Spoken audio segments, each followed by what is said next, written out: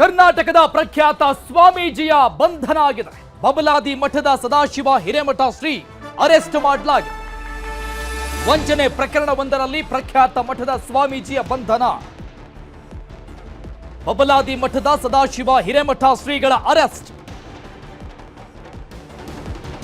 ಜಮಖಂಡಿಯ ಹೊಸ ಬಬಲಾದಿ ಮಠದ ಸ್ವಾಮೀಜಿ ಬಂಧನ ಆಗಿರೋದು. ಪ್ರತಿ ವರ್ಷವೂ ಕೂಡ ಕಾಲಜ್ಞಾನ ಭವಿಷ್ಯವನ್ನ ಹೇಳ್ತಾ ಇದ್ದಂತಹ ಸದಾಶಿವ ಹಿರೇಮಠ ಮುತ್ಯ ಅಂತಾನೆ ಆ ಭಾಗದಲ್ಲಿ ಅತ್ಯಂತ ಫೇಮಸ್ ಆದಂತಹ ಶ್ರೀಗಳು ಗೋಕಾಕ್ ನಗರ ಠಾಣೆಯಲ್ಲಿ ಸಂಬಂಧಪಟ್ಟಂಗೆ ಪೊಲೀಸರು ವಿಚಾರಣೆ ಮಾಡ್ತಾ ಇದ್ದಾರೆ. ಸಿಐಡಿ ಅಧಿಕಾರಿಗಳು ಕೆಲವೇ ಕ್ಷಣಗಳಲ್ಲಿ ಕೋರ್ಟ್ಗೆ ಹಾಜರುಪಡಿಸೋದಕ್ಕೆ ಕೂಡ ಸಿದ್ಧತೆಯನ್ನ ಮಾಡಿಕೊಳ್ಳಲಾಗ್ತಾ ಇದೆ. ಗೋಕಾಕ್ನ ಮಹಾಲಕ್ಷ್ಮಿ ಕೋಆಪರೇಟಿವ್ ಬ್ಯಾಂಕ್, ಈ ಬ್ಯಾಂಕ್ನಲ್ಲಿ ಆದಂತಹ ಹಗರಣ, 100 ಕೋಟಿ ವಂಚನೆ ಕೇಸ್ನಲ್ಲಿ ಸ್ವಾಮೀಜಿಯ ಬಂಧನ ಆಗಿರೋದು. ಯಾವ ಕಾರಣ ಕೇಸ್? ಸದಾಶಿವ ಹಿರೇಮಠ ಶ್ರೀಗಳ ಬಂಧನ ಅಂತ ನೋಡ್ತಾ ಹೋದ್ರೆ ಈ ಕೋಆಪರೇಟಿವ್ ಬ್ಯಾಂಕ್ನಲ್ಲಿ ಆದಂತಹ ವಂಚನೆ ಕೇಸ್ಗೆ ಸಂಬಂಧಪಟ್ಟಂಗೆ ಸ್ವಾಮೀಜಿಯ ಬಂಧನ ಆಗಿದೆ. ಸಿಐಡಿ ಅಧಿಕಾರಿಗಳು ಬಂಧಿಸಿ ಅಂದ್ರೆ ವಶಕ್ಕೆ ಪಡೆದುಕೊಂಡು ಈಗ ಕೋರ್ಟ್ಗೆ ಹಾಜರುಪಡಿಸುವಂತಹ ಎಲ್ಲ ಸಿದ್ಧತೆಗಳನ್ನ ಮಾಡ್ತಾ ಇದ್ದಾರೆ.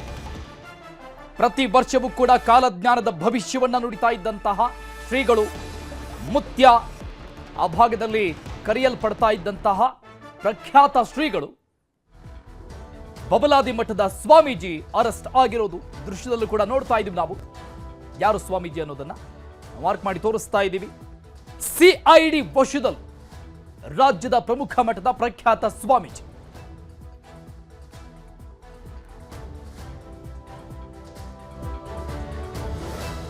ಈ ಬಗ್ಗೆ ಇನ್ನಷ್ಟು ಡೀಟೇಲ್ಸ್ ಕೊಡ್ತಾರೆ ನಮ್ಮ ಪ್ರತಿನಿಧಿ ಚಂದ್ರಕಾಂತ್ ಸುಗಂಧಿ ಲೈವ್ ನಲ್ಲಿದ್ದಾರೆ. ಚಂದ್ರಕಾಂತ್, ನಿಜಕ್ಕೂ ಕೂಡ ಶಾಕಿಂಗ್ ಆದಂತ ವಿಚಾರ ಇದು. ಸಿಐಡಿ ವಶದಲ್ಲಿ ಈಗ ಶ್ರೀಗಳು ಇರುವಂತದ್ದು. ಈ ಕೇಸ್ನ ಹಿನ್ನೆಲೆಯನ್ನ ನಾವೀಗ ಕೆದಕ್ತಾ ಹೋದ್ರೆ ಏನೆಲ್ಲ ಆಗಿತ್ತು ಇಲ್ಲಿವರೆಗೂ?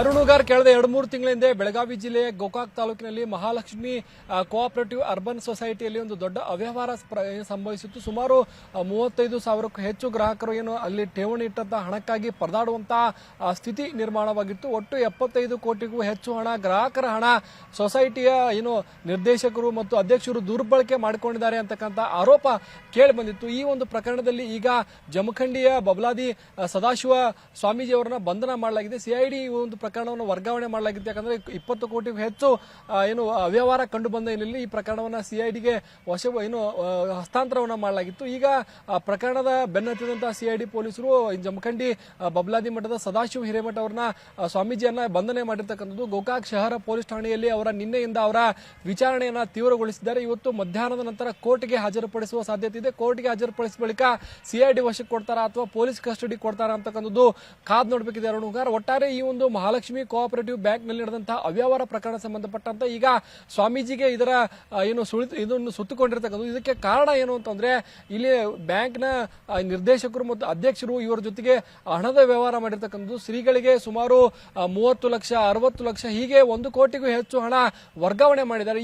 ಈ ಹಣದಲ್ಲಿ ಶ್ರೀಗಳು ಒಂದು ನಿವೇಶನವನ್ನು ಕೂಡ ಖರೀದಿ ಮಾಡಿದ್ದಾರೆ ಅಂತಕ್ಕಂಥ ಆರೋಪ ಕೇಳಿ ಬಂದಿದೆ. ಜೊತೆಗೆ ಏನು ಅಂದ್ರೆ ಪ್ರತಿ ಅನ್ನದಾಸೋಹ ಸಂದರ್ಭದಲ್ಲಿ ಇವರು ಹಣವನ್ನ ಕೊಡ್ತಾ ಇದ್ರು. ಆ ಹಣಕ್ಕೆ ಲೆಕ್ಕ ಇರಲಿಲ್ಲ ಮತ್ತು ಈ ಒಂದು ಮಹಾಲಕ್ಷ್ಮಿ ಕೋಆಪರೇಟಿವ್ ಬ್ಯಾಂಕ್ ನ ಅಕ್ರಮದ ತನಿಖೆ ಬೆನ್ನತ್ತಂತ ಪೊಲೀಸರ ಸಂದರ್ಭದಲ್ಲಿ ಈ ಒಂದು ಶ್ರೀಗಳಿಗೂ ಕೂಡ ಹಣ ವರ್ಗಾವಣೆ ಆಗಿದ್ದು ಕಂಡು ಬಂದಿದ್ದು. ಆ ಹಿನ್ನೆಲೆಯಲ್ಲಿ ಸದಾಶಿವ ಹಿರೇಮಠ ಸ್ವಾಮೀಜಿ ಅವರನ್ನ ಈಗ ವಶಕ್ಕೆ ಪಡೆದು ವಿಚಾರಣೆಯನ್ನ ಮಾಡ್ತಾ ಇದ್ದಾರೆ. ಅರುಣುಗಾರ್, ಒಟ್ಟು ಗೋಕಾಕ್ನಲ್ಲಿ ಈ ಒಂದು ಬ್ಯಾಂಕ್ 5 ಬ್ರಾಂಚ್ಗಳನ್ನು ಹೊಂದಿದೆ. ಈ ಒಂದು ಬ್ಯಾಂಕ್ 2 ತಿಂಗಳ ಹಿಂದೆ ಸಂಪೂರ್ಣವಾಗಿ ಅಂದ್ರೆ ಗ್ರಾಹಕರು ಪರದಾಡುವಂತಹ ಸ್ಥಿತಿ ನಿರ್ಮಾಣವಾಗಿತ್ತು. ಬಳಿಕ ಸ್ಥಳೀಯ ಶಾಸಕ ರಮೇಶ್ ಜಾರಕಿಹೊಳಿ ಕೂಡ ಪ್ರಕರಣದಲ್ಲಿ ಮಧ್ಯ ಪ್ರವೇಶ ಮಾಡಿದ್ರು. ಯಾರು ಗ್ರಾಹಕರು ಠೇವಣಿ ಇಟ್ಟಿದ್ದಾರೆ ಅವರಿಗೆ ಜಮೀನು ಮತ್ತು ಖರೀದಿ ಮಾಡುವಂತಹ ಆಸ್ತಿಗಳನ್ನ ಮಾರಾಟ ಮಾಡಿ ಹಣ ಕೊಡುವ ಭರವಸೆಯನ್ನು ಕೊಟ್ಟಿದ್ರು. ಬಳಿಕ ಗ್ರಾಹಕರು ಪ್ರತಿಭಟನೆಯನ್ನು ಕೈ ಬಿಟ್ಟಿದ್ರು. ಈಗಾಗಲೇ ಸುಮಾರು 60-70% ಜನರಿಗೆ ಈ ಒಂದು ಹಣ ವಾಪಸ್ ಕೊಡಿಸುವಲ್ಲಿ ಸ್ಥಳೀಯ ಶಾಸಕರು ಯಶಸ್ವಿಯಾಗಿರ್ತಕ್ಕಂಥದ್ದು. ಮತ್ತೊಂದು ಕಡೆ ಸಿಐಡಿಗೆ ಕೇಸ್ ಹಸ್ತಾಂತರ ಆಗಿತ್ತು. ಅವರು ಕೂಡ ತನಿಖೆಯನ್ನ ಚುರುಕುಗೊಳಿಸಿದ್ದಾರೆ. ಈ ಒಂದು ತನಿಖೆ ಸಂದರ್ಭದಲ್ಲಿ ಸ್ವಾಮೀಜಿಗಳಿಗೆ ಹಣ ವರ್ಗಾವಣೆಯ ಮಾಹಿತಿ ಪೊಲೀಸರಿಗೆ ಸಿಕ್ಕ ಹಿನ್ನೆಲೆಯಲ್ಲಿ ಈಗ ವಶಕ್ಕೆ ಪಡೆದು ವಿಚಾರಣೆಯನ್ನ ನಡೆಸ್ತಾ ಇದ್ದಾರೆ. Arun Hugar. Okay, thank you Chandrakant ಎಲ್ಲ ಡೀಟೇಲ್ಸ್.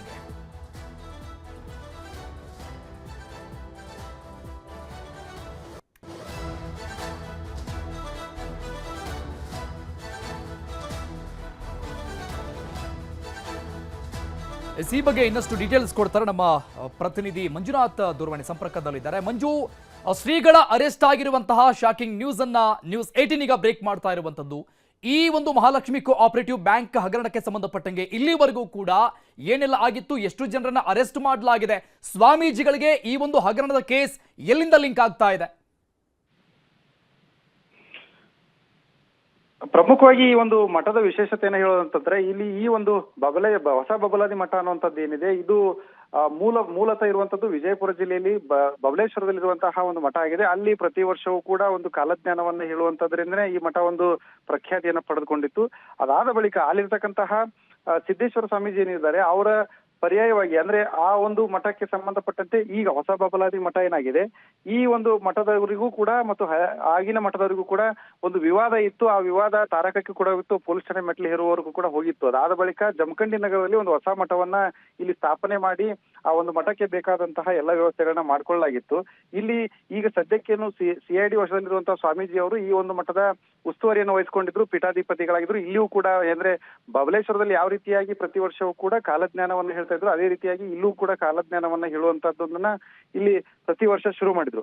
ಇಂತಹ ಒಂದು ಹಿನ್ನೆಲೆಯಲ್ಲಿ ಇರುವಂತಹ ಈ ಒಂದು ಮಠದ ಸ್ವಾಮೀಜಿ ಇದೀಗ ಒಂದು ಬ್ಯಾಂಕ್ ವಿಚಾರದಲ್ಲಿ ಅವ್ಯವಹಾರದ ವಿಚಾರದಲ್ಲಿ ಸಿಕ್ಕಾಕೊಂಡಿರುವ ಹಿನ್ನೆಲೆಯಲ್ಲಿ ಅವರನ್ನ ಸದ್ಯಕ್ಕೆ CID ಪೊಲೀಸರು ವಶಕ್ಕೆ ಪಡೆದುಕೊಂಡಿದ್ದಾರೆ. ಇದು ಪ್ರಕರಣಕ್ಕೆ ಸಂಬಂಧಪಟ್ಟಿದ್ದು ಇನ್ನಷ್ಟು ಮಾಹಿತಿಗಳು ಹೊರಬರಬೇಕಾಗಿದೆ. ಓಕೆ ಮಂಜುನಾಥ್, ಈ ಮಠಕ್ಕೆ ತುಂಬಾ ಜನ ಭಕ್ತರು ಇರೋದು ಆ ಭಾಗದಲ್ಲಿ, ಅಂದ್ರೆ ಕಾಲಜ್ಞಾನವನ್ನ ಭವಿಷ್ಯ ಹೇಳುವಂತಹ ಮುತ್ಯ ಅಂತಾನೆ ಫೇಮಸ್ ಆಗಿರೋ ಹಿನ್ನೆಲೆಯಲ್ಲಿ ಈಗ ಅರೆಸ್ಟ್ ಆದ ನಂತರದಲ್ಲಿ ಅಲ್ಲಿನ ಭಕ್ತರು ಏನ್ ಹೇಳ್ತಾ ಇದ್ದಾರೆ ಈ ಬಗ್ಗೆ? ಸಹಜವಾಗಿ ಈ ಒಂದು ವಿಚಾರ ಈಗಾಗಲೇ ಈ ಮಠದ ಭಕ್ತರಲ್ಲಿಯೂ ಕೂಡ ಒಂದು ಆತಂಕವನ್ನ ಸೃಷ್ಟಿ ಮಾಡಿರುವಂತದ್ದು. ಅಂದ್ರೆ ಏನ್ ವ್ಯವಹಾರ ಇರುವಂತದ್ದು, ಯಾಕಾಗಿದೆ ಅನ್ನೋದ್ರ ಬಗ್ಗೆ ಯಾರಿಗೂ ಕೂಡ ಯಾವುದೇ ಸ್ಪಷ್ಟ ಮಾಹಿತಿ ಇಲ್ಲ.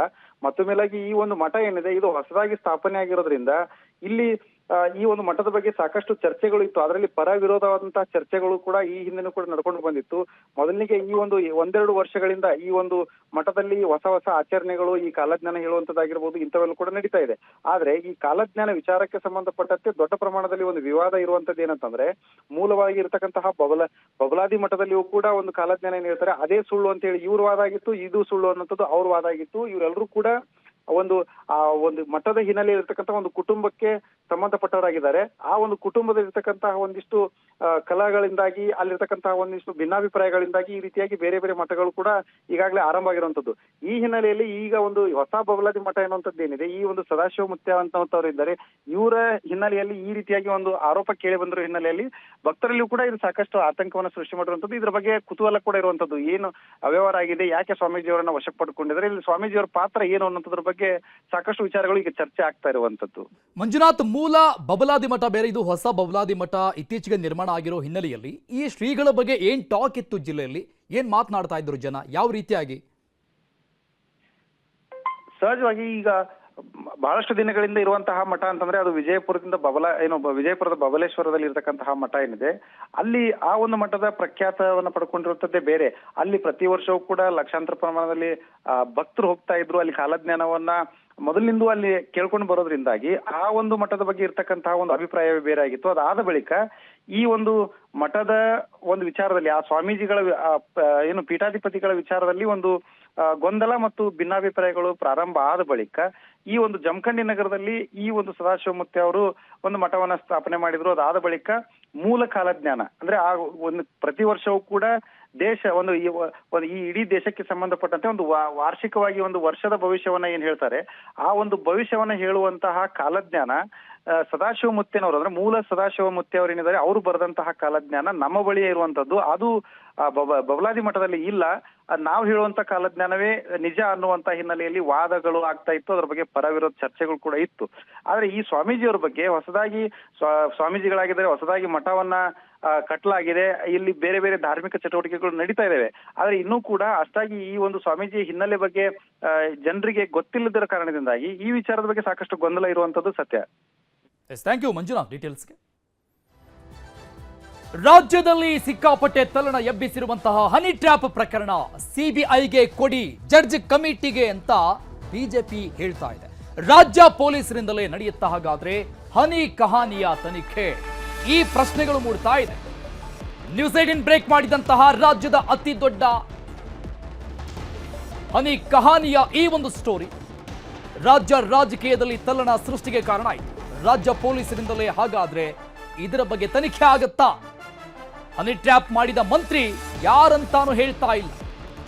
3 ದಿನ ಕಳೆದರೂ ಕೂಡ ಸಚಿವ ರಾಜಣ್ಣ ಈ ಸಂಬಂಧಪಟ್ಟಂಗೆ ಅಧಿಕೃತವಾದಂತಹ ದೂರನ್ನ ದಾಖಲು ಮಾಡಿಲ್ಲ, ದೂರು ಕೊಟ್ಟಿಲ್ಲ. ಯಾಕೆ? ಪೊಲೀಸ್ ತನಿಖೆಯ ಸುಳಿವನ್ನ ಕೊಟ್ಟಿದ್ದಾರೆ ಸತೀಶ್ ಜಾರಕಿಹೊಳಿ.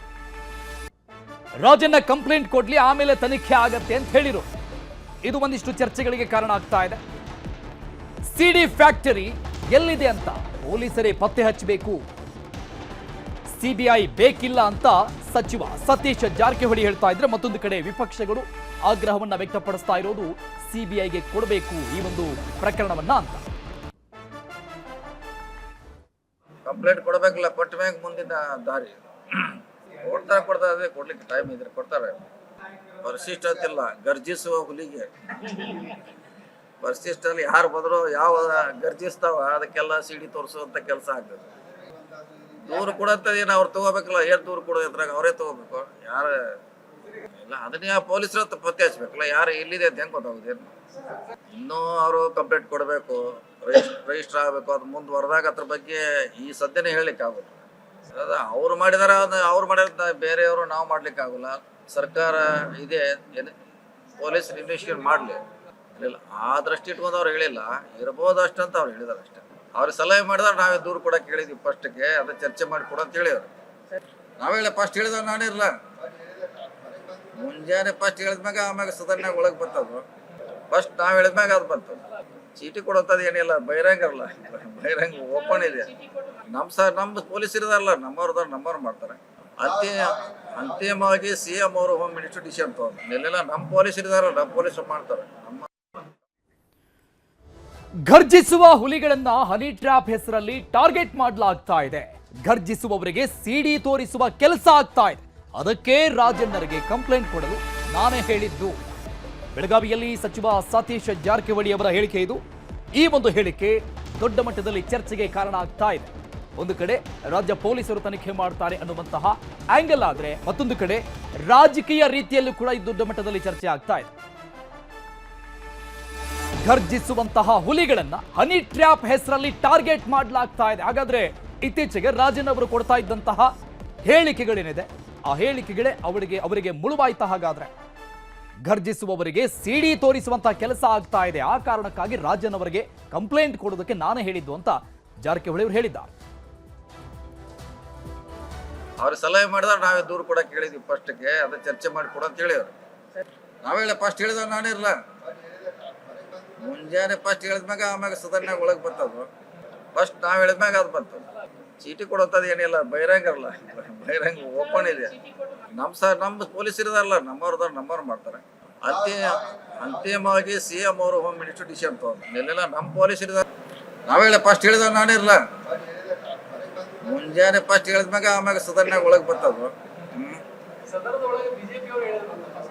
ಇಲ್ಲ, ನಾವು ಹೇಳಿದ್ವಿ ಫಸ್ಟ್ ನಾವು ಹೇಳಿದ್ಮ್ಯಾಗ ಅದು ಬರ್ತದೆ.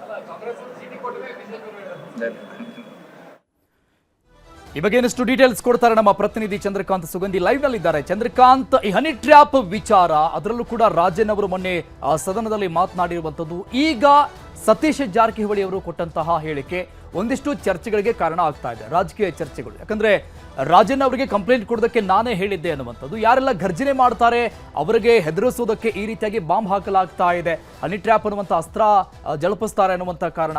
ಅಂದ್ರೆ ಯಾವ ರೀತಿಯಾಗಿ ಅರ್ಥ ಮಾಡ್ಕೊಳ್ಳೋದು ಇದನ್ನ? ರಾಜನ್ ಅವರು ಇತ್ತೀಚೆಗೆ ಕೊಡ್ತಾ ಇದ್ದಂತಹ ದೊಡ್ಡ ಮಟ್ಟದ ಹೇಳಿಕೆಗಳು ಇದಕ್ಕೆಲ್ಲ ಕಾರಣ ಆಯ್ತಾ?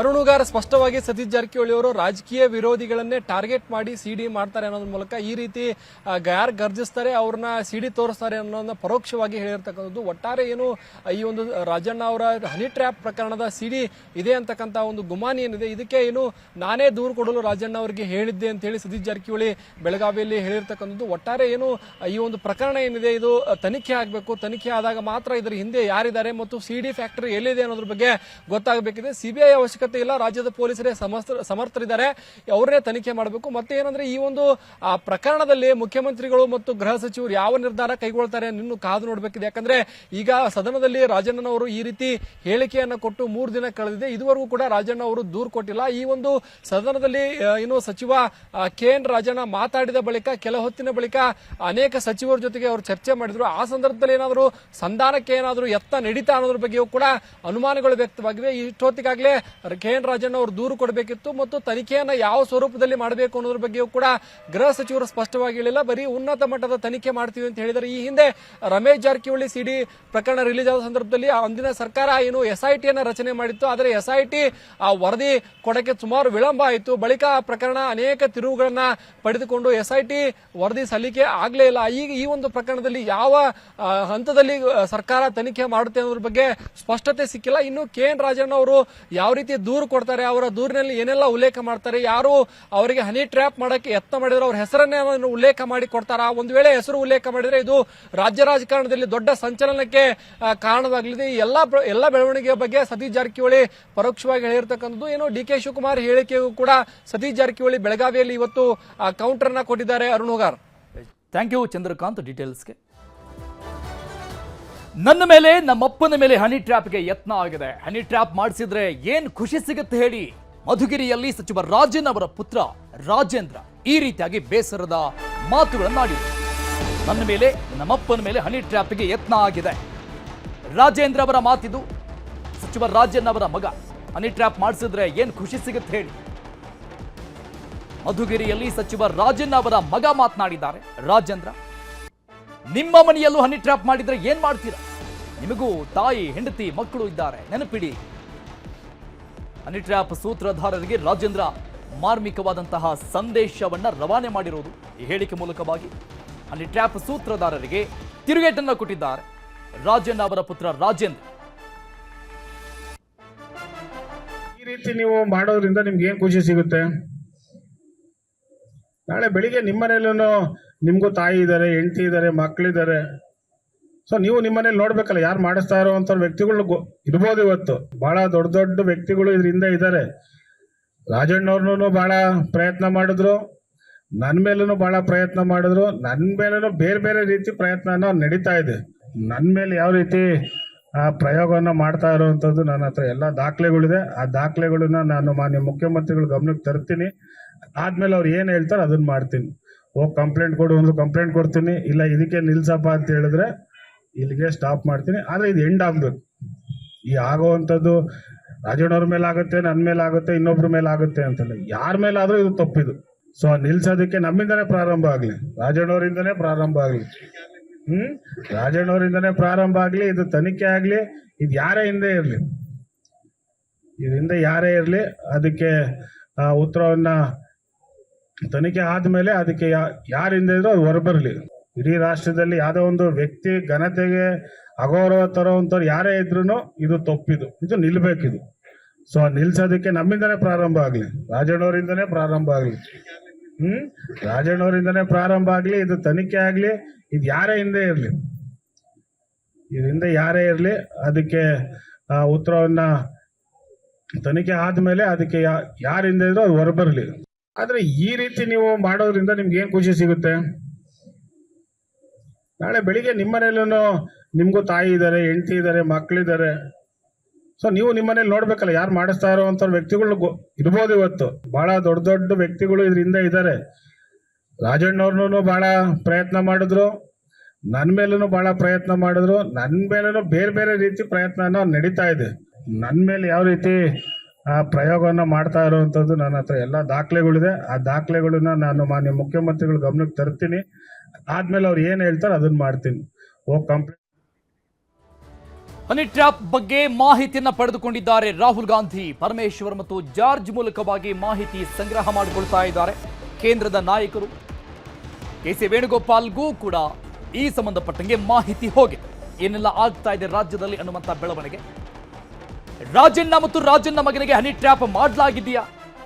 ರಾಜಣ್ಣನವರನ್ನ ಬಿಟ್ಟು ಯಾವ ನಾಯಕರಿಗೆ ಹನಿ ಟ್ರ್ಯಾಪ್ಗೆ ಯತ್ನ ಆಗಿದೆ? ಹಾಗಾದ್ರೆ ರಾಜಣ್ಣ ಅವರು ಸದನದಲ್ಲಿ ಪ್ರಸ್ತಾಪ ಮಾಡಿದ್ದು 48 ಜನರಿಗೆ ಈ ರೀತಿಯಾಗಿ ಆಗಿದೆ, ಯತ್ನ ಆಗಿದೆ ಅನ್ನುವಂಥದ್ದು. ಹಾಗಾಗಿ ಕಾಂಗ್ರೆಸ್ನ ಹೈಕಮಾಂಡ್ ಕೂಡ ಬಹಳಷ್ಟು ಗಂಭೀರವಾಗಿ ಈ ಒಂದು ವಿಚಾರವನ್ನ, ಆ ಒಂದು ಹೇಳಿಕೆಯನ್ನು ತೆಗೆದುಕೊಳ್ತಾ ಇದೆ. ಈ ಡ್ಯಾಮೇಜ್ನಿಂದ ಯಾವ ರೀತಿಯಾಗಿ ಪಾರಾಗಬೇಕು ಅನ್ನುವಂತಹ ಚರ್ಚೆಯನ್ನ ಕಾಂಗ್ರೆಸ್ನ ಹೈಕಮಾಂಡ್ನಲ್ಲೂ ಕೂಡ ಮಾಡಲಾಗ್ತಾ ಇದೆ. ರಾಜ್ಯದಲ್ಲಿ ಆಗ್ತಾ ಇರುವಂತಹ ಇವತ್ತಿನವರೆಗಿನ ಎಲ್ಲ ಬೆಳವಣಿಗೆಗಳ ಬಗ್ಗೆ ಕೆ.ಸಿ. ವೇಣುಗೋಪಾಲ್, ರಾಹುಲ್ ಗಾಂಧಿ ಅವರು ತೆಗೆದುಕೊಂಡಿದ್ದಾರೆ. ಕೆ. ಜಾರ್ಜ್ ಮತ್ತು ಪರಮೇಶ್ವರ್ ಅವರ ಬಳಿಯಲ್ಲಿ ಏನೆಲ್ಲ ಬೆಳವಣಿಗೆಗಳು ಆಗ್ತಾ ಇದೆ ಈ ಹನಿ ಟ್ರ್ಯಾಪ್ ಪ್ರಕರಣಕ್ಕೆ ಸಂಬಂಧಪಟ್ಟಂಗೆ, ರಾಜನ್ ಅವರು ಕೊಟ್ಟಂತಹ ಹೇಳಿಕೆ ಸಂಬಂಧಪಟ್ಟಂಗೆ ಆ ಬಗ್ಗೆ ಪ್ರಮುಖವಾಗಿ ಮಾಹಿತಿಯನ್ನ ಕೇಂದ್ರದ ನಾಯಕರು ಪಡಿತಾ ಇದ್ದಾರೆ. ಈ ಬಗ್ಗೆ ಇನ್ನಷ್ಟು ಡೀಟೇಲ್ಸ್ ಕೊಡ್ತಾರೆ ನಮ್ಮ ಪ್ರತಿನಿಧಿ ಕೃಷ್ಣ, ಲೈವ್ ನಲ್ಲಿದ್ದಾರೆ. ಕೃಷ್ಣ, ಈ ಒಂದು ಹನಿ ಟ್ರ್ಯಾಪ್ ವಿಚಾರ ನಿಜಕ್ಕೂ ಕೂಡ ಗಂಭೀರವಾದಂತಹ ಸ್ವರೂಪವನ್ನ ಪಡೆದುಕೊಳ್ತಾ ಇದೆ. ಸದನದಲ್ಲಿ ರಾಜನ್ ಅವರು ಪ್ರಸ್ತಾಪ ಮಾಡಿರುವಂತದ್ದು ನಾನೊಬ್ಬ ಅಲ್ಲ, 48 ಜನರಿಗೆ ಈ ರೀತಿಯಾಗಿ ಯತ್ನ ಆಗಿದೆ ಅನ್ನುವಂಥದ್ದು. ಹಾಗಾಗಿ ಇದು ಬೇರೆ ಬೇರೆ ರೀತಿಯಾದಂತಹ ಹೋರಾಟದ ಆಯಾಮಗಳಾಗಿರಬಹುದು ಅಥವಾ ವಿಪಕ್ಷಗಳಿಗೆ ದೊಡ್ಡ ಮಟ್ಟದ ಆಹಾರ ಆಗೇ ಆಗುತ್ತೆ ಸಹಜವಾಗಿ. ಸೊ ಹಾಗಾಗಿ ಕಾಂಗ್ರೆಸ್ನ ಹೈಕಮಾಂಡ್ ಯಾವ ರೀತಿಯಾಗಿ ಅಲರ್ಟ್ ಆಗ್ತಾ ಇದೆ? ಅರುಣ್, ಹನಿ ಟ್ರ್ಯಾಪ್ ಅನ್ನುವಂಥ ಪ್ರಕರಣ ಇದು ಸಾಮಾನ್ಯ ಪ್ರಕರಣ ಅಲ್ಲ. ಯಾಕಂದ್ರೆ ಸ್ವತಃ ಸರ್ಕಾರದಲ್ಲಿರ್ತಕ್ಕಂಥ ಸಚಿವರೇ ಈ ಒಂದು ವಿಚಾರವನ್ನು ಪ್ರಸ್ತಾಪವನ್ನು ಮಾಡಿದರೆ ಅವರಿಗೆ ಸರ್ಕಾರದಲ್ಲಿರ್ತಕ್ಕಂಥ ಪ್ರಭಾವಿ ಸಚಿವರೇ ಅವರಿಗೆ ಬೆಂಬಲವನ್ನು ವ್ಯಕ್ತಪಡಿಸಿ ಇದ್ರ ಬಗ್ಗೆ ತನಿಖೆಯನ್ನ ಮಾಡಬೇಕು, ಸ್ವಪಕ್ಷದಲ್ಲಿರ್ತಕ್ಕಂಥವರೇ ಇದ್ರ ಬಗ್ಗೆ ಮಾಡ್ತಾ ಇದ್ದಾರೆ ಒಂದು ಆಪಾದನೆಯನ್ನು ನೇರವಾಗಿ ಮಾಡಿರುವಂತದ್ದು. ಇದು ಕೇವಲ ರಾಜ್ಯಕ್ಕೆ ಸೀಮಿತವಲ್ಲ, ರಾಷ್ಟ್ರ ಮಟ್ಟದಲ್ಲೂ ಕೂಡ ದೊಡ್ಡ ಮಟ್ಟದಲ್ಲಿ ಸದ್ದು ಮಾಡ್ತಿರುವಂತದ್ದು. ಬಹುಶಃ ಸೋಮವಾರ ಕೂಡ ಎಲ್ಲೊಂದ್ ಕಡೆ ಲೋಕಸಭೆಯಲ್ಲೂ ಕೂಡ ಈ ಒಂದು ವಿಚಾರ ಪ್ರತಿಧ್ವನಿಸುವಂತ ಸಾಧ್ಯತೆ ಕೂಡ ಹೆಚ್ಚಿರುವಂತದ್ದು. ಯಾಕಂದ್ರೆ ಬಿಜೆಪಿ ಹೈಕಮಾಂಡ್ ನಾಯಕರು ಕೂಡ ಈ ಒಂದು ವಿಚಾರನ ಅತ್ಯಂತ ಗಂಭೀರವಾಗಿ ತೆಗೆದುಕೊಂಡಿರುವಂತದ್ದು. ಯಾಕಂದ್ರೆ ರಾಜ್ಯ ಕಾಂಗ್ರೆಸ್ ಸರ್ಕಾರವನ್ನು ಅಣಿಯುವಂತ ನಿಟ್ಟಿನಲ್ಲಿ ಏನೆಲ್ಲ ಅಸ್ತ್ರಗಳನ್ನ ನೋಡಬೇಕು ಅನ್ನೋದ್ರ ಬಗ್ಗೆ ಕೂಡ ಒಂದಷ್ಟು ಹೈಕಮಾಂಡ್ ನಾಯಕರು ನೋಡ್ತಾ ಇರುವಂತಹ ಸಂದರ್ಭದಲ್ಲಿ ಈಗ ಸರ್ಕಾರದಲ್ಲಿರ್ತಕ್ಕಂಥ ಪ್ರಭಾವಿ ಮಹಾನ್ ನಾಯಕರೇ ಈಗ ಸಚಿವರನ್ನ ಇಕ್ಕಟ್ಟಿಗೆ ಸಲ್ಲಿಸುವಂತ ನಿಟ್ಟಿನಲ್ಲಿ ಹನಿ ಟ್ರ್ಯಾಪ್ ಮಾಡಿದ್ದಾರೆ ಅನ್ನೋ ವಿಚಾರ ಸ್ವತಃ ಈಗ ಬೆಳಕಿಗೆ ಬಂದಿರುವಂತದ್ದು. ಹಾಗಾಗಿನೇ ಎಲ್ಲ ಒಂದ್ ಕಡೆ ರಾಜ್ಯ ಕಾಂಗ್ರೆಸ್ಗೆ ಇದು ಒಂದ್ ರೀತಿ ಡ್ಯಾಮೇಜ್ ಆದ್ರೆ ಹೈಕಮಾಂಡ್ ಕಾಂಗ್ರೆಸ್ ನಾಯಕರು ಕೂಡ ಇದು ಇರಿಸುಮುರುಸು ತರಿಸಿದ್ರೆ ರಾಜ್ಯದ ಬಿಜೆಪಿ ಮತ್ತು ಹೈಕಮಾಂಡ್ ನಾಯಕರಿಗೆ ಒಂದ್ ರೀತಿ ಪ್ರಬಲವಾಗಿ ಅಸ್ತ್ರವಾಗಿ ಪರಿಗಣಿಸಿರುವಂತದ್ದು. ಇದನ್ನು ಯಾವ ರೀತಿಯಾಗಿ ಅದನ್ನ ತೆಗೆದುಕೊಂಡು ರಾಜ್ಯದ ಬಿಜೆಪಿ ನಾಯಕರು ಮತ್ತು ಹೈಕಮಾಂಡ್ ನಾಯಕರು ಇದರಲ್ಲಿ ಸಫಲ ಆಗ್ತಾರೆ ಕೂಡ ಒಂದು ಪ್ರಶ್ನೆ ಆದ್ರೆ, ಮತ್ತೊಂದು ಕಡೆ ಈಗಾಗಲೇ ಹೈಕಮಾಂಡ್ ನ ಕಾಂಗ್ರೆಸ್ ನಾಯಕರು ಕೂಡ ಅಲರ್ಟ್ ಆಗಿರುವಂತದ್ದು. ಯಾಕಂದ್ರೆ ಹನಿ ಟ್ರ್ಯಾಪ್ ಪ್ರಕರಣ ಕೇವಲ ರಾಜ್ಯಕ್ಕೆ ಸೀಮಿತವಾಗದೆ ಹೈಕಮಾಂಡ್ ಮಟ್ಟದಲ್ಲೂ ಕೂಡ ಚರ್ಚೆ ಆಗ್ತಾ ಇದೆ. ಮತ್ತೆ 48 ಜನರಲ್ಲಿ ಇಲ್ಲ ಒಂದ್ ಕಡೆ ಕೇಂದ್ರದ ನಾಯಕರು ಕೂಡ ಇದ್ದಾರೆ ಅನ್ನೋದು ಕೂಡ ಕೆ. ರಾಜಣ್ಣ ಅವರು ಕೂಡ ಪ್ರಸ್ತಾಪವನ್ನು ಮಾಡಿದ್ದಾರೆ. ಹೀಗಾಗಿ ರಾಷ್ಟ್ರೀಯ ನಾಯಕರು ಮತ್ತು ಕೇಂದ್ರದ ನಾಯಕರು ಯಾರು ಇರಬಹುದು ಅನ್ನೋದು ಪ್ರಶ್ನೆ ಸಹಜವಾಗಿ ಉದ್ಭವ ಆಗಿರುವಂತಹ ಸಂದರ್ಭದಲ್ಲಿ ಅದರಲ್ಲಿ ರಾಜ್ಯದ ಕಾಂಗ್ರೆಸ್ ನಾಯಕರು ಅಂದ್ರೆ ಪ್ರತಿನಿಧಿಗಳು ಕಾಂಗ್ರೆಸ್ ಹೈಕಮಾಂಡ್ ನಿಂದ ರಾಜ್ಯಕ್ಕೆ ಬರ್ತಂತ ಪ್ರತಿನಿಧಿಗಳ ಹನಿ ಟ್ರ್ಯಾಪ್ ಕೂಡ ಆಗಿದೆಯಾ ಅನ್ನೋ ಒಂದು ವಿಚಾರ ಈಗ ರಾಜ್ಯ ಕಾಂಗ್ರೆಸ್ ವಲಯದಲ್ಲಿ ಕೇಳಿಬಡ್ತಾ ಇರುವಂತದ್ದು. ಹಾಗಾಗಿನೇ ಈಗ ಎಲ್ಲ ಒಂದ್ ಕಡೆ ಕೆ. ರಾಜಣ್ಣ ಅವರು ಇದಕ್ಕೆ ಪೂರಕವಾಗಿ ಒಂದಷ್ಟು ದಾಖಲೆಗಳನ್ನ ತೆಗೆದುಕೊಂಡು ಹೋಗಿ ಹೈಕಮಾಂಡ್ ನಾಯಕರಿಗೆ ದೂರು ಕೊಡುವಂತ ನಿಟ್ಟಿನಲ್ಲಿ ಬಹುಶಃ ಬುಧವಾರ ಇಡೀ ಸತೀಶ್ ಜಾರಕಿಹೊಳಿ ಸೇರಿದಂತೆ ಶಾಸಕರೆಲ್ಲರೂ ಕೂಡ ಒಟ್ಟಾಗಿ ಹೋಗುವಂತ ನಿಟ್ಟಿನಲ್ಲಿ ಹೈಕಮಾಂಡ್ ನಾಯಕರನ್ನ ಭೇಟಿಯನ್ನ ಮಾಡಿ ಇದಕ್ಕೆ ಪೂರಕವಾದಂತಹ ದಾಖಲೆಗಳನ್ನ 48 ಜನರು ಯಾರು ಹಿಡಿದಿದೆ ಮತ್ತೆ ಅದರಲ್ಲಿ ಹೈಕಮಾಂಡ್ ನ ಪ್ರತಿನಿಧಿಗಳು ಕೂಡ ಇದರ ಅನ್ನೋ ಒಂದು ವಿಚಾರವನ್ನ ಇಲ್ಲ ಒಂದ್ ಕಡೆ ಅವರಿಗೆ ಗಮನಕ್ಕೆ ತರುವಂತ ನಿಟ್ಟಿನಲ್ಲಿ ಕೂಡ ಮುಂದಾಗಿರುವಂತದ್ದು. ಅದ್ರ ಜೊತೆಗೆ ಈಗಾಗಲೇ ಸಚಿವ ಕೆ. ರಾಜಣ್ಣ ಅವರ ಪುತ್ರ ರಾಜೇಂದ್ರ ಅವರು ಕೂಡ ಪ್ರಸ್ತಾಪವನ್ನು ಮಾಡಿದ್ದಾರೆ. ಯಾರು ಹನಿ ಟ್ರ್ಯಾಪ್ ಅನ್ನ ಮಾಡ್ತಾ ಇದ್ದಾರೆ ಅವರು ಕೂಡ ಹೆಂಡತಿ ಮಕ್ಕಳು ಮತ್ತೆ ತಾಯಿ ಇದ್ದಾರೆ ಅನ್ನೋದ್ರು ಕೂಡ ಮರಿಬಾರದು ಅನ್ನೊಂದು ಮಾರ್ಮಿಕವಾಗಿ ಹೇಳೋದ್ರ ಮುಖಾಂತರವಾಗಿ ಎಲ್ಲ ಒಂದ್ ಕಡೆ ಅವರ ವಿರುದ್ಧವಾಗಿ ಸಮರವನ್ನು ಸಾರಿರುವಂತದ್ದು. ಬಹುಶಃ ಈ ಒಂದು ವಿಚಾರ ಮತ್ತಷ್ಟು ದಿನಗಳಲ್ಲಿ ದೊಡ್ಡ ಮಟ್ಟದಲ್ಲಿ ಇನ್ನೂ ಕೂಡ ತಾರಕಕ್ಕೇರುವಂತ ಸಾಧ್ಯತೆ ಕೂಡ ಇರುವಂತದ್ದು. ಅಂದ್ರೆ ರಾಜ್ಯದ ಬಿಜೆಪಿ ನಾಯಕರು ಕೂಡ ಈ ಒಂದು ವಿಚಾರವನ್ನ ಇಲ್ಲ ಒಂದ್ ಕಡೆ ರಾಜ್ಯದ ಜನರ ಮುಂದೆ ಇಟ್ಕೊಂಡು ಹೋರಾಟವನ್ನ ಮಾಡಿದ್ರೆ, ಮತ್ತೊಂದ್ ಕಡೆ ರಾಜ್ಯ ಕಾಂಗ್ರೆಸ್ ನಲ್ಲೇ ಇಲ್ಲ ಒಂದ್ ಕಡೆ ಹನಿ ಟ್ರ್ಯಾಪ್ ಸೂತ್ರಧಾರನ್ನ ಹೇಗಾದ್ರೂ ಮಾಡಿ ಹೊರಗಡೆ ತರಬೇಕು ಅನ್ನೋ ಒಂದು ನಿಟ್ಟಿನಲ್ಲಿ ಈಗಾಗಲೇ ಕಾರ್ಯತಂತ್ರವನ್ನು ಮಾಡ್ತಿರುವಂತದ್ದು. ಇಲ್ಲ ಒಂದ್ ಕಡೆ ಆ ಒಂದು ಹನಿ ಟ್ರ್ಯಾಪ್ ಮಾಡುವಂತವರು ಪ್ರಬಲ ನಾಯಕರು ಸರ್ಕಾರದಲ್ಲಿರ್ತಕ್ಕಂಥ ಉನ್ನತ ಮಟ್ಟದಲ್ಲಿ ಇರೋದಕ್ಕೆ ಮತ್ತೆ ಮುಖ್ಯಮಂತ್ರಿ ಆಗುವಂತ ಕನಸನ್ನ ಕಾಣ್ತಾ ಇರುವಂತ ಕಾರಣಕ್ಕೋಸ್ಕರವಾಗಿ ಈ ಒಂದು ವಿಚಾರವನ್ನ ಇದನ್ನ ಹನಿ ಟ್ರ್ಯಾಪ್ ಅನ್ನ ಮಾಡಿದ್ದಾರೆ ಅನ್ನೋ ಕೂಡ ಈಗಾಗಲೇ ಆರೋಪವನ್ನ ಸ್ವತಃ ಕಾಂಗ್ರೆಸ್ ನಾಯಕರು ಕೂಡ ಹೇಳಿರುವಂತದ್ದು. ಹೀಗಾಗಿ ಬರುವಂತ ದಿನಗಳಲ್ಲಿ ಇನ್ನೂ ಕೂಡ ಇದು ದೊಡ್ಡ ಮಟ್ಟದಲ್ಲಿ ತಾರಕಕ್ಕೇರುವಂತ ಸಾಧ್ಯತೆ ಕೂಡ ಇರುವಂತದ್ದು. ಮತ್ತೆ ಹೇಗಾದ್ರೂ ಮಾಡಿ ಹನಿ ಟ್ರ್ಯಾಪ್ ಸೂತ್ರಧಾರ, ಯಾಕಂದ್ರೆ 224 ಶಾಸಕರ ಗೌರವದ ಪ್ರಶ್ನೆ ಅನ್ನುವಂತ ಸಂದರ್ಭದಲ್ಲಿ ಬರುವಂತ ದಿನಗಳಲ್ಲಿ ಆ ಒಂದು ಶಾಸಕರಿಗೂ ಕೂಡ ಹನಿ ಟ್ರ್ಯಾಪ್ ಆಗಬಹುದು. ಹಾಗಾಗಿ ಈಗಲೇ ಇವ್ರನ್ನ ಮಟ್ಟ ಹಾಕಬೇಕು ಅನ್ನೋ ನಿಟ್ಟಿನಲ್ಲಿ ರಾಜ್ಯದ ಕಾಂಗ್ರೆಸ್ನ ನಾಯಕರು ಅಂದ್ರೆ ಸತೀಶ್ ಜಾರಕಿಹೊಳಿ ಆಗಿರಬಹುದು ಮತ್ತೆ ಕೆ. ರಾಜಣ್ಣ ಅವರು ತಂತ್ರಗಾರಿಕೆಯನ್ನು ಮಾಡಿದ್ದಾರೆ. ಹೀಗಾಗಿ ಈ ಒಂದು ತಂತ್ರಗಾರಿಕೆಗೆ ಎಷ್ಟು ಮಟ್ಟಿಗೆ ಕಾಂಗ್ರೆಸ್ ಹೈಕಮಾಂಡ್ ಒಂದ್ ರೀತಿ ಒಪ್ಪಿಗೆಯನ್ನು ಕೊಡ್ತದೆ ಅನ್ನೋದು ಕೂಡ ಈಗಾಗಲೇ ಸಾಕಷ್ಟು ಕುತೂಹಲಕ್ಕೆ ಎಡೆ ಮಾಡಿಕೊಂಡಿರುವಂತದ್ದು. ಅರುಣ್, ಕೃಷ್ಣ, ಈ ಪ್ರಕರಣಕ್ಕೆ ಸಂಬಂಧಪಟ್ಟಂಗೆ ರಾಜಣ್ಣ ಅವರು ಎಲ್ಲೂ ಕೂಡ ಅಧಿಕೃತವಾದಂತಹ ಕಂಪ್ಲೇಂಟ್ ದಾಖಲು ಮಾಡಿಲ್ಲ. ಸತೀಶ್ ಜಾರಕಿಹೊಳಿ ಅವರು ಅದನ್ನೇ ಹೇಳಿದ್ರು, ಕಂಪ್ಲೇಂಟ್ ಕೊಡ್ಲಿ, ಆಮೇಲೆ ಎಲ್ಲಿ ಕೊಡಬೇಕು ತನಿಖೆಗೆ ಅನ್ನುವಂಥದ್ದನ್ನ ತೀರ್ಮಾನ ಮಾಡೋಣ ಅನ್ನುವಂಥದ್ದನ್ನ. ಆಮೇಲೆ ಅವರ ಪುತ್ರ ಕೂಡ ಈ ಸಂಬಂಧಪಟ್ಟಂಗೆ ಈಗ ಮಾತನಾಡಿದ್ರು, ಮುಖ್ಯಮಂತ್ರಿ ಅವರ ಬಳಿ ನಾನು ಮಾತನಾಡ್ತೀನಿ, ಅವ್ರು ಹೆಂಗೆ ಹೇಳ್ತಾರೆ ಹಂಗೆ ನೋಡೋಣ, ಇಲ್ಲಿಗೆ ಬಿಡಂದ್ರೆ ಬಿಡ್ತೀವಿ, ದೂರು ಕೊಡಂದ್ರೆ ಕೊಡ್ತೀವಿ ಅನ್ನುವಂಥ ಆಂಗಲ್ನಲ್ಲಿ. ಇದು ಕಾನೂನಾತ್ಮಕವಾಗಿ ತನಿಖೆ ಯಾವಾಗ ಆಗತ್ತೆ, ಆಮೇಲೆ ಕಂಪ್ಲೇಂಟ್ ಯಾವಾಗ ಅಂತ? ಅರುಣ್, ಸ್ವಪಕ್ಷದಲ್ಲಿರ್ತಕ್ಕಂಥ ಸಚಿವರ ಮೇಲೆ ಈ ರೀತಿಯಂತ ಆಪಾದನೆ ಬಂದಿರುವಂತದ್ದು, ಮತ್ತೆ ಏನು ಸದನದಲ್ಲಿ ಈ ಒಂದು ವಿಚಾರ ಪ್ರಸ್ತಾಪ ಆಗಿದೆ.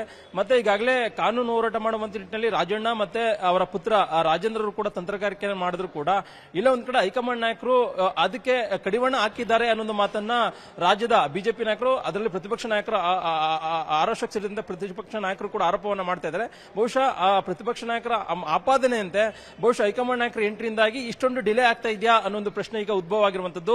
ಯಾಕಂದ್ರೆ ಈ ಒಂದು ವಿಚಾರ ಕೆ ರಾಜಣ್ಣವರ ಮೇಲೆ ಬಂದಂತ ಸಂದರ್ಭದಲ್ಲಿ ಆ ಒಂದು ವಿಚಾರವನ್ನ ಸ್ವತಃ ಕೆ ರಾಜಣ್ಣವರು ಸದನದಲ್ಲಿ ಪ್ರಸ್ತಾಪವನ್ನು ಮಾಡಿ ಇದ್ರ ಬಗ್ಗೆ ತನಿಖೆಯನ್ನ ಮಾಡಬೇಕು ಅನ್ನೋ ಒಂದು ಮನವಿಯನ್ನು ಕೂಡ ಮಾಡಿಕೊಂಡಿರುವಂತದ್ದು. ಅದ್ರ ಜೊತೆಗೆ ಈಗಾಗಲೇ ಗೃಹ ಸಚಿವರಾಗಿರ್ತಕ್ಕಂಥ ಪರಮೇಶ್ವರ್ ಅವರು ಕೂಡ ಲಿಖಿತವಾಗಿ ದೂರನ್ನ ಕೊಟ್ರೆ ಅದನ್ನ ಗಂಭೀರವಾಗಿ ತೆಗೆದುಕೊಂಡು ತನಿಖೆ ಮಾಡುವಂತ ನಿಟ್ಟಿನಲ್ಲಿ ಕೂಡ ನಾವು ಕ್ರಮವನ್ನು ಕೈಗೊಳ್ತೇವೆ ಅನ್ನೋ ಮಾತನ್ನು ಕೂಡ ಹೇಳಿರುವಂತದ್ದು.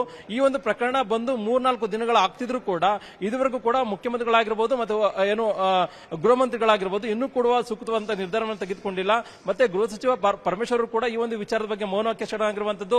ಮತ್ತೆ ಮಾಧ್ಯಮ ಪ್ರತಿನಿಧಿಗಳು ಕೂಡ ಈ ಒಂದು ಪ್ರಶ್ನೆಯನ್ನ ಮಾಡುವಂತ ಸಂದರ್ಭದಲ್ಲಿ ಅಂತರವನ್ನ ಕಾಯ್ದುಕೊಳ್ಳುವಂತ ನಿಟ್ಟಿನಲ್ಲಿ ಕೂಡ ಮುಂದಾಗಿರುವಂತದ್ದು. ಮತ್ತೆ ಮುಖ್ಯಮಂತ್ರಿಗಳು ಕೂಡ ಈ ಒಂದು ವಿಚಾರದ ಬಗ್ಗೆ ಎಲ್ಲೂ ಕೂಡ ಮಾತಾಡಿದಿಲ್ಲ.